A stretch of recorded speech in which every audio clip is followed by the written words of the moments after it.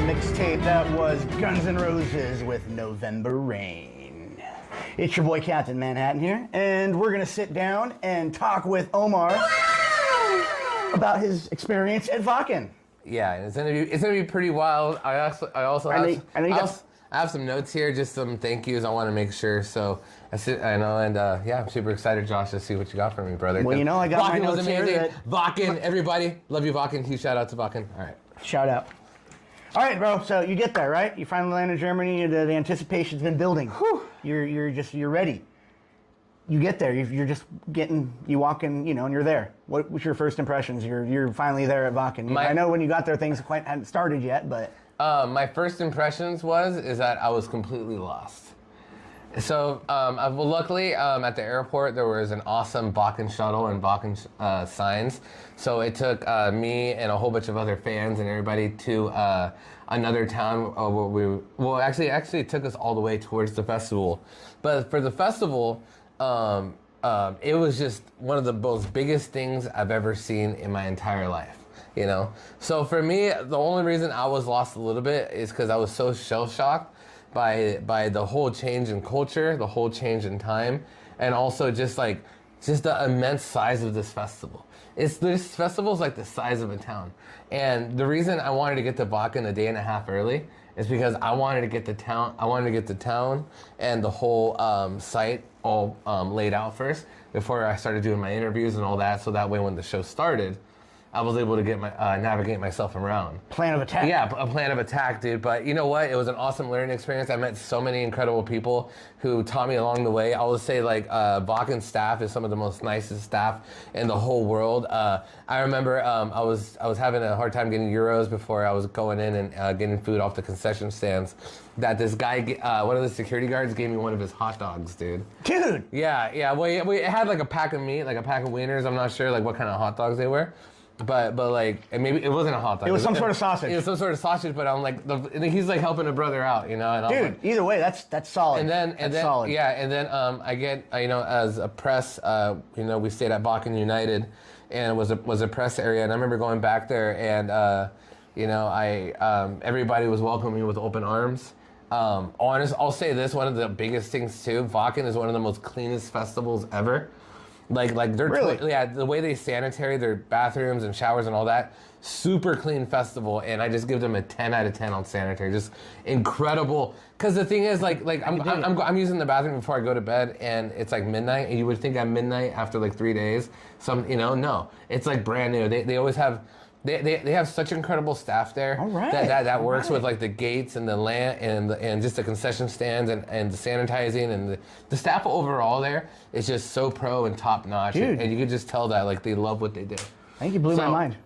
So getting there, it was shell shocked, but the thing is the music didn't even start until a day. So I slept 2 nights there before music even started. You know what I mean? So it was, the first 2 days was such a learning experience. I did a lot of live interviews. I took a lot of live pictures.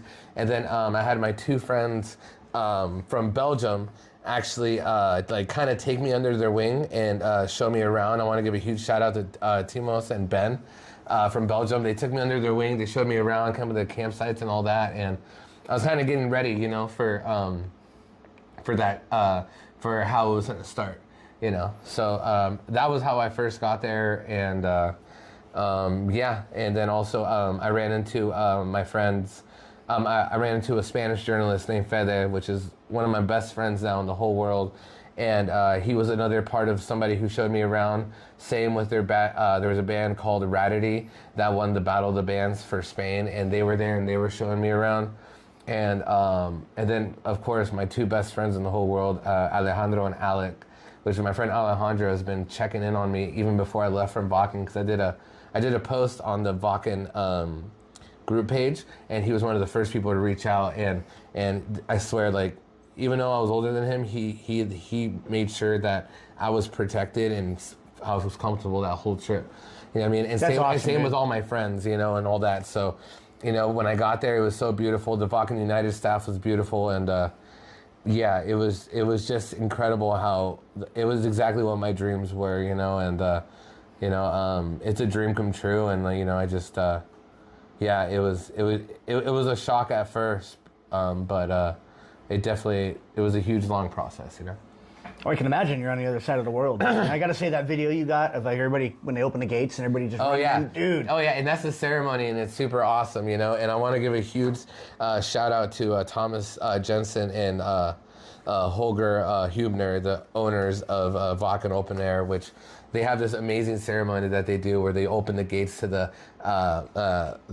harder and faster stages, which are the two main stages, because they have like I think it's 9 stages, but the two main stages connected are the harder and faster, and they open up the gates, and it's a huge ceremony. They have all these like people dressed up in all these awesome costumes doing smoke.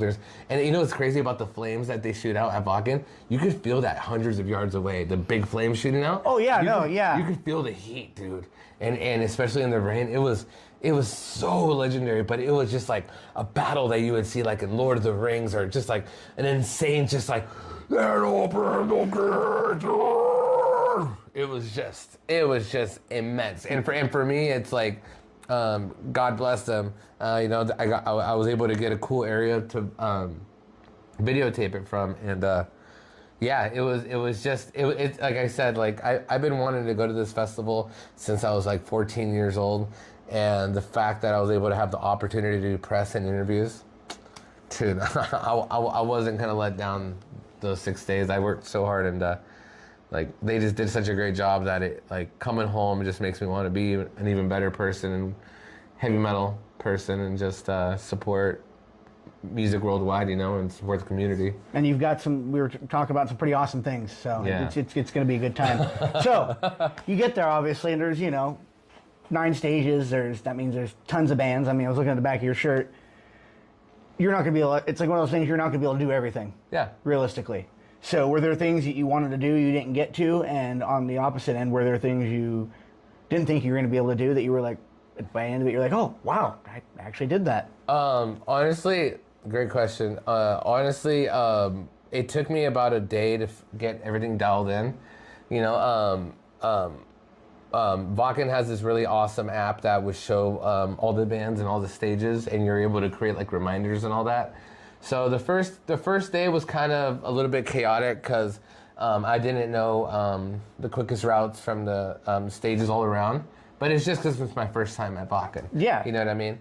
But after like I would say the second day of Wacken is the day where I felt like I was able to organize a lot more, and I was able to catch all the bands that I really wanted to catch, you know? And I did get into a lot of new bands too, you know? They have the Headbanger and Wet Stage, which are like, I think probably some of my favorite stages out there.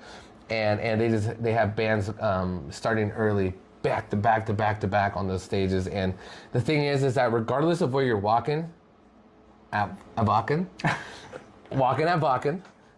you're gonna catch some amazing music or like an amazing artist, you know. So I feel like here's the thing is, like, for instance, like if I was walking, like I watched Lita Ford this time, and I was walking by, like if you walk at certain angles, you could hear it, then you could start hearing another stage starting to come in. So it was at first, just because it was my first time at Wacken, it was a little confusing. But the thing is, what was awesome about it was my amazing friends Timos, Ben, Fede, Alec, Alejandro, also my amazing friend Matthias. Miss Matthias is a friend that is one of my subscribers on YouTube. Oh, hell yeah. Which he totally came and helped out the else. Oh, and also at the airport at Germany, I forget to shout out my friend Michael Martinez, who... Is that everybody was saying that was your doppelganger? And Yeah, so huge shout out to him. But, right on, man. But I would say it took me a minute to get used to it, but I know, like, if I have the privilege to go to Wacken next year, I'm going to be able to just fly through it a lot easier. Because I learned a lot. I learned a lot about the euro. I learned about like, transactions and everything, you know. And, you know, I learned a lot about the amazing, beautiful people of Germany and just Wacken, dude. And you know, after the first couple of days, I just, you know, with them being so open arms to me, like, I've never been treated so good in my entire life. And, you know, they welcomed me in, and I just feel like I've learned so many lessons, you know, and I feel like I learned a lot of lessons the hard way, but I wouldn't want to learn them any other way right now. Sometimes it's the best way to learn. Yeah. Yeah, absolutely. I guess, Yeah, dude. So, anywho, photography. Let's talk photography. God. You got some badass pictures. Dude. Badass Okay. pictures. Okay. Who's? So let me get to it because I know you're gonna go on a tangent. That's what I want here. I know. But I go on tangents. who was your favorite, or who are some of your favorites to photograph that you were just like, oh man? My favorite to photograph was Dimmy Borgir, of course, because Dimmy Borgir. I have history with Dimmy Borgir. About 8 or 9 years ago, Selenos, the guitar player of Dimmy Borgir, gave him the Metal Mixtape a chance and gave us an interview. We didn't have a YouTube channel. We didn't have all these websites. We didn't have any sort of credibility on publishings. We didn't have any sort of social media following. And I remember when the Metal Mixtape first started out, we did local bands every week, and out of the blue, in my head, I was like, you know what, like, dude, I love Dimmy Borgir so much. Dimmy Borgir is the reason why I looked into Wacken, because they were my first European band. They're from Norway, and they're the reason why I got into like a whole lot of European metal festivals like Dynamo and Wacken, and so for me, it was like a huge circle in my career because he gave me a chance to interview him. And then now, 8 years later, we've been able to work hard here at the Metal Mixtape and grow it to the point where now I have the opportunity to do like professional photography for him at like the highest level, at a super high level like Wacken, because Wacken is just like the cream de la crop, the greatest heavy metal festival on the planet. And I've done so many interviews with artists around the world. I go, dude, Wacken's like metal heaven, the holy grounds, as they say.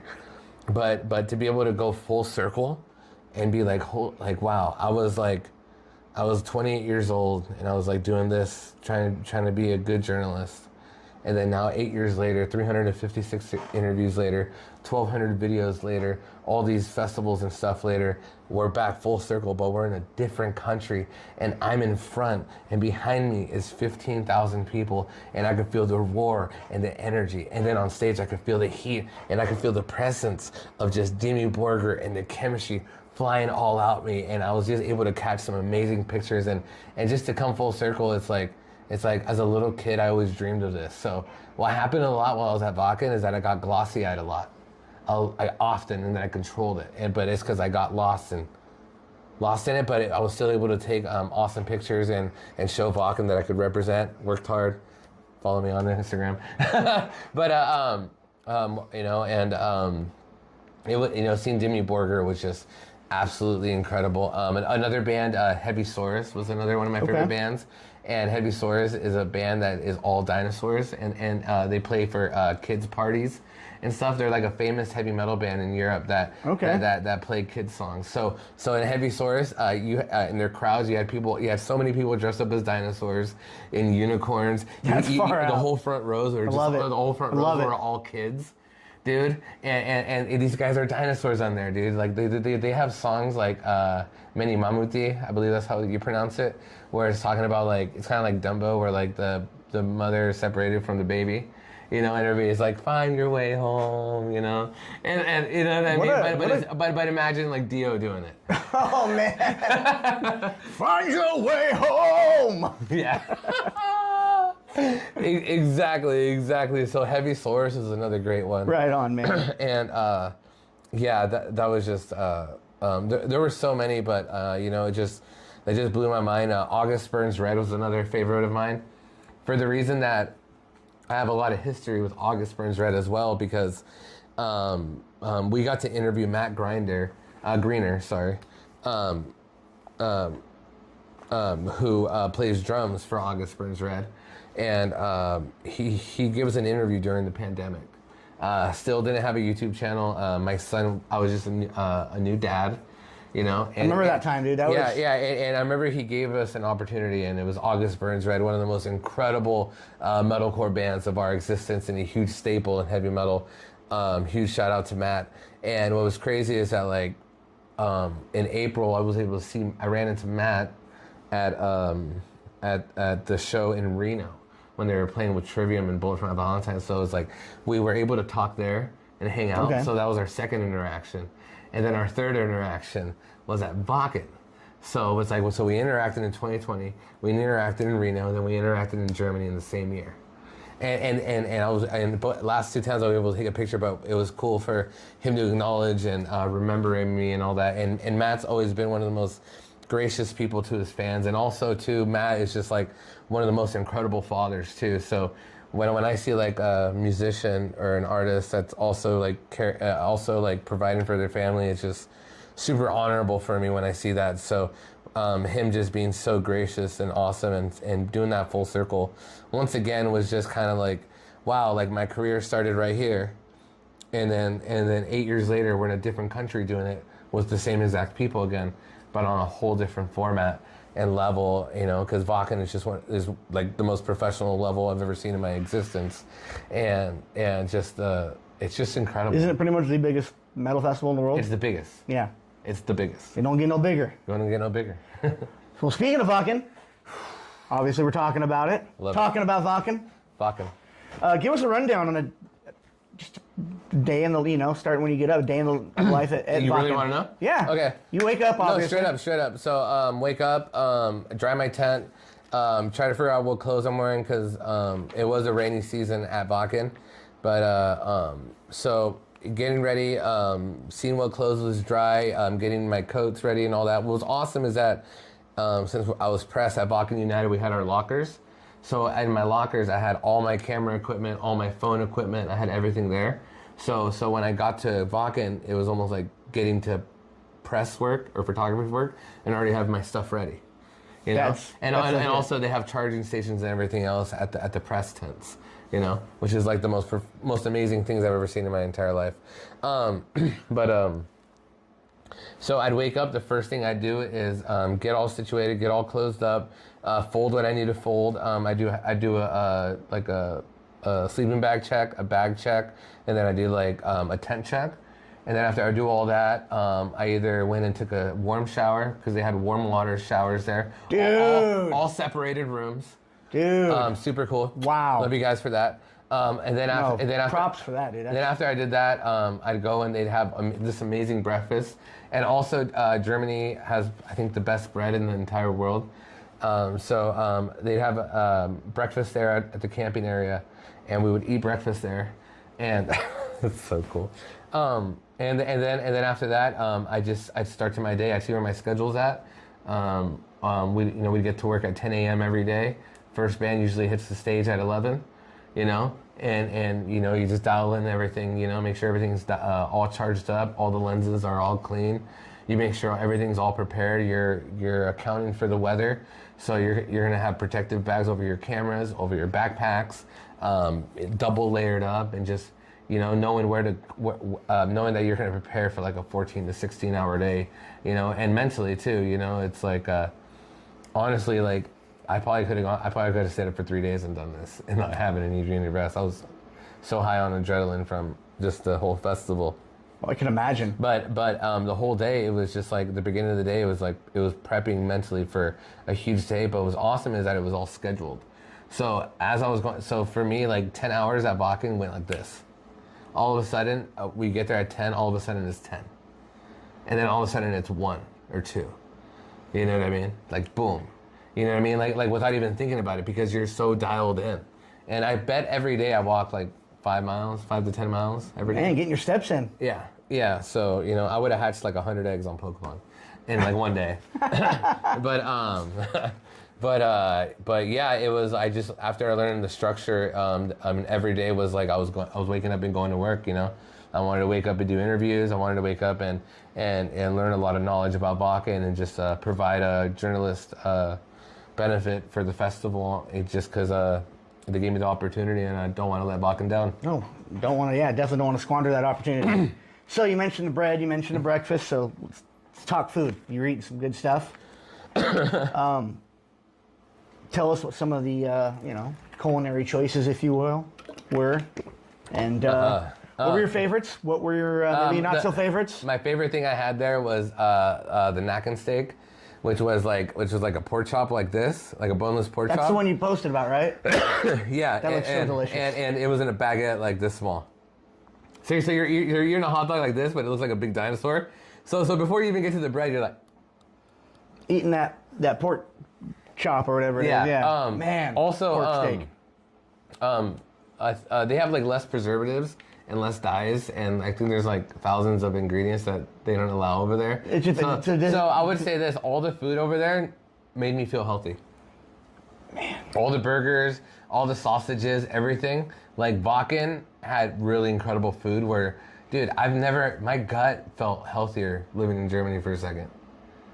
Like their food is so top notch at Wacken, their accommodations and the food there. I was eating burgers and I was like, I feel different.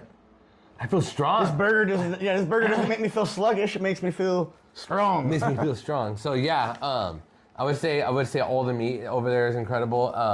The Krombacher, I believe that's how you pronounce it. Their beer, absolutely incredible too. And I'm allergic to a lot of beer, and that's definitely my favorite beer. And I honestly will probably want to order some and see if I can get some. I wonder if they have any here in the United States. Maybe I'll have to go to like a beer store. Dude, I bet you can find some. I'm gonna start slamming some German Look beers. for some places here that might have some import beers. Yeah. All right, so you went, you came, you saw, you conquered. What, now that you have the knowledge that you do now from doing it, what are you going to do to maybe do differently next year? First and foremost, if I do get the opportunity and pleasure to provide a service to Wacken next year and some awesome journalists, honestly, I don't know. I feel like I'm a Saiyan in the anime, but I'm just gonna come back 10 times stronger because, before I do anything for anybody else, I do it for my son and I do it for me first. And when one thing I can do different and always promise to everybody is that when I work on this type of a high level, I won't fail. I'm gonna work my hardest because I want to provide for my son. I want to show a good example, and I want to show everybody that metal runs through my veins, dude. If it wasn't for heavy metal, I wouldn't be a father. If it wasn't for heavy metal, I wouldn't have all these amazing friends. If it wasn't for heavy metal, I don't even know if I'd be here.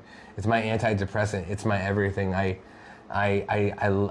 feel like I live, breathe, and it's my whole livelihood, and it's giving you a lot, dude. And what I would do for Wacken next year is, first thing, I'm going to go full force. I'm going to prepare better, upgrade equipment, structuring, and everything, because I feel like I did a good job this year. But next year, it's like, I want to learn more of the language, I know, because I love the culture there so much and everything. So honestly, I think I might do a lot of the same, but this time around, it's just going to be more efficient.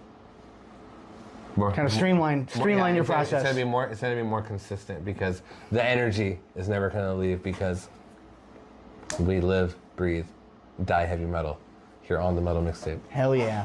All right, so one last question. Sure.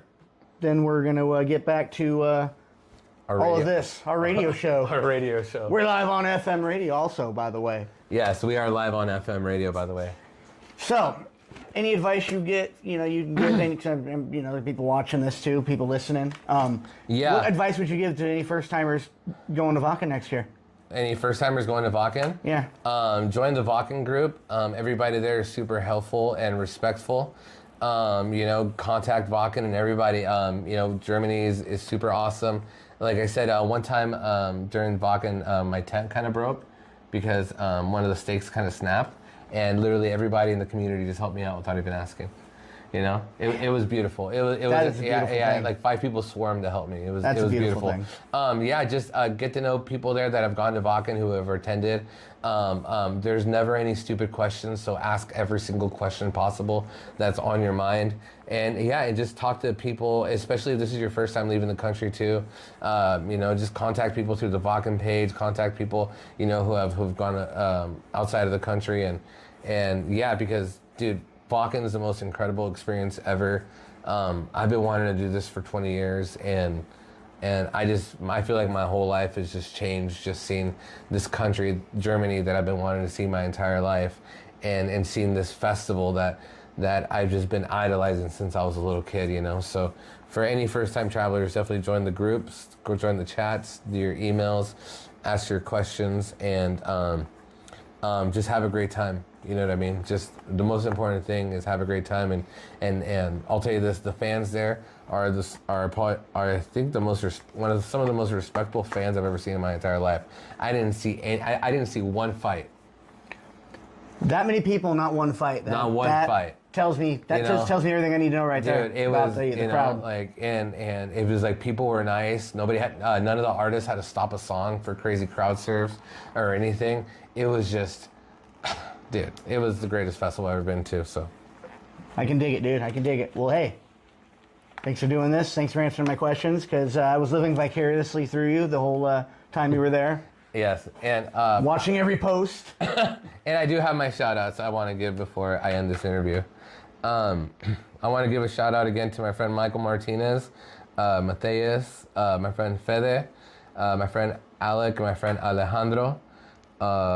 And of course, I want to thank Thomas Jensen and Holger Hubner, the owners of Wacken, for giving me the opportunity to cover Wacken in Germany and cover your dream while making one of my dreams come true. So just huge thank you to huge thank you to all my friends and family who supported the whole funding of this trip. And just huge shout out to my whole support system, my friends, my family, everybody around the world, anybody I forgot, sending love from the bottom of my heart. But just, if it wasn't for everybody believing in me and the Metal Mixtape and our quest for heavy metal godliness on the holy ground of Germany, none of this would have happened. So just huge thank you to my community and support system. Holger and Thomas from Wacken Open Air, all the staff there that helped me out, all the security, everybody that works at the Wacken organization, the social media groups, the email groups that were just gracious enough to help me out with a lot of things. And yeah, just a huge thank you to everybody from the bottom of my heart. And this really means a lot to me, and it's going to change my life, and I'm going to change a lot of other people's lives, and just we're going to be all a big, happy family. I love it, dude. I love it. Pleasure being a part of the YouTube channel. Great to make a little appearance on here. And Instagram and Facebook. And Instagram and Facebook. So remember, follow us on Dreamers Sleep, the Metal Mixtape on Instagram. You can find Josh York on Facebook. You have an Instagram? I do, official Captain Manhattan. I really don't have much on there, but we'll be getting some new content on there, and it will be regularly. So stay tuned. Guys, like, comment, support, subscribe. Everything helps. We love you guys from the bottom of my heart. This is Captain Manhattan, and I'm DJ Don Ramo.